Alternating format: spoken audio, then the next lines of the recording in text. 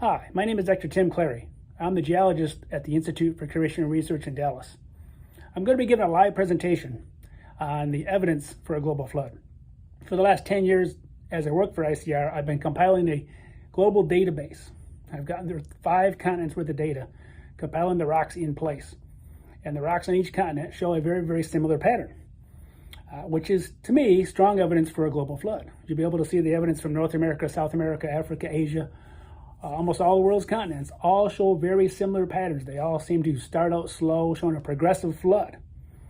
Minimal flooding early and then more flooding. They all kind of reach a peak at the same time.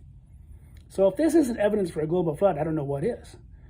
I'll be presenting these maps, showing the data. The rocks really don't lie. The rocks do reveal that there is strong evidence for a global flood. Many evolutionists deny there was a global flood, but none of them have looked at the rocks like I have.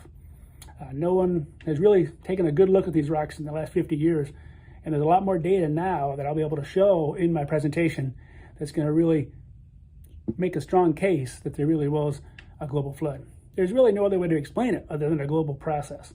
When all the continents do the same thing at the same time, how else would you explain it other than a global event that was taking place? And the one global event we hear about in the Bible is the global flood. The flood that changed the whole world. The pre-flood world was destroyed. Just like it talks about in 2 Peter 3.